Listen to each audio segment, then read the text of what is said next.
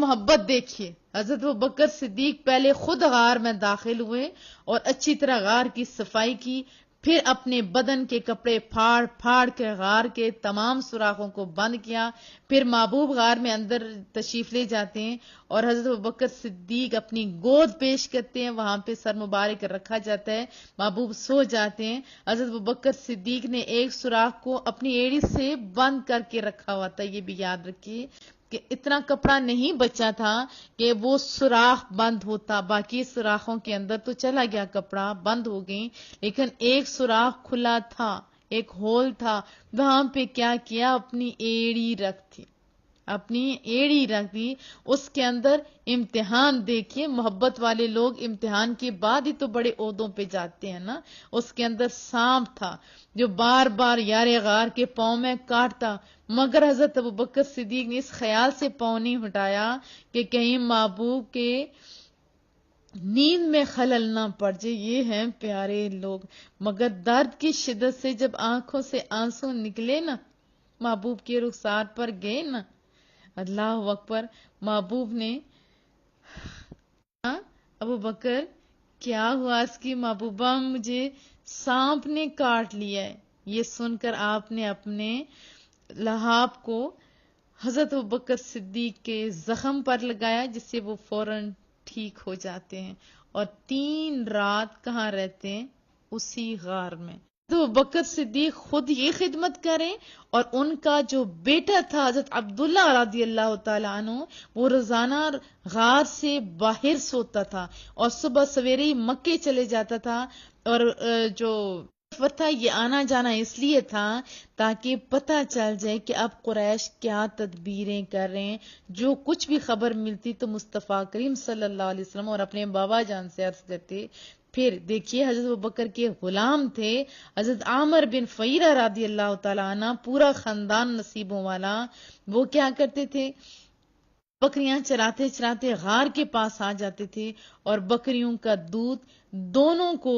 دیا کرتے تھے اور دونوں وہ دودھ پی لیتے تھے۔ یہ غار میں، اور ادھر حضرت علی مرتضیٰ بستر پہ، ظالموں کو جب پتہ چل جاتا ہے نا کہ وہ تو چلے گئے تو فوراً اندر داخل ہوتے ہیں، حضرت علی مرتضیٰ سے پوچھ گچھ کرتے ہیں اور پھر دوڑتے ہیں تلاش میں، مصطفیٰ کریم صلی اللہ علیہ وسلم کی تلاش میں، ہر جگہ وہ دیکھتے ہیں، ڈھونڈتے ہیں، یہاں تک کہ وہ غار ثور تک پہنچ جاتے ہیں، مگر غار کے منہ پر اس وقت کریم رب نے بھی تو سونا پیارا لگایا ہوا تھا، اللہ اکبر، غار کے منہ پر دیکھیں،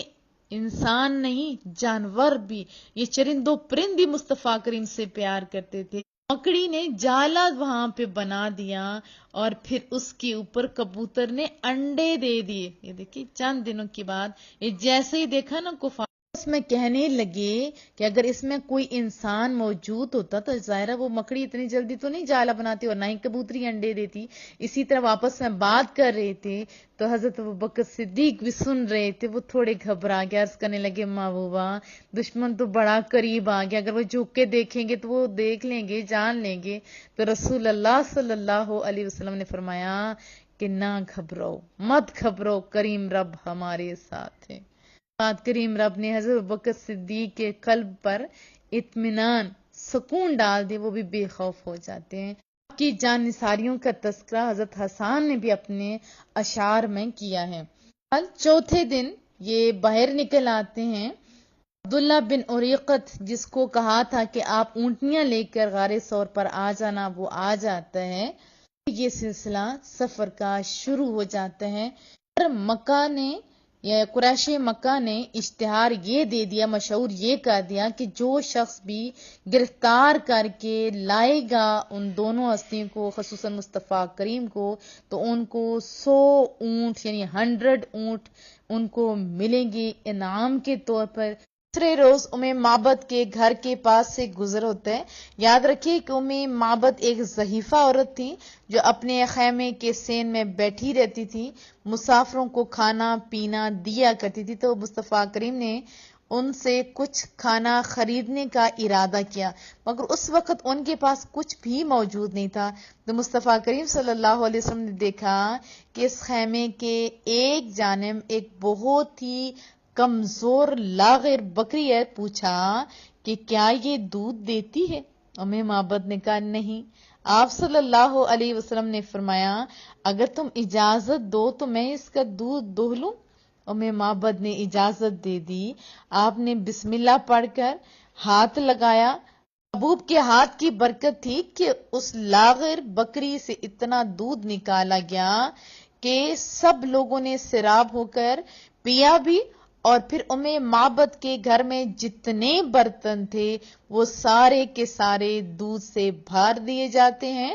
فل کر دیے جاتے ہیں. اب یہ معجزہ جیسے دیکھا نا معبد اور ان کے خاندان والوں نے، تو وہ اسلام لے آئے. مدارج النبوہ میں اس کا ڈیٹیل ہے.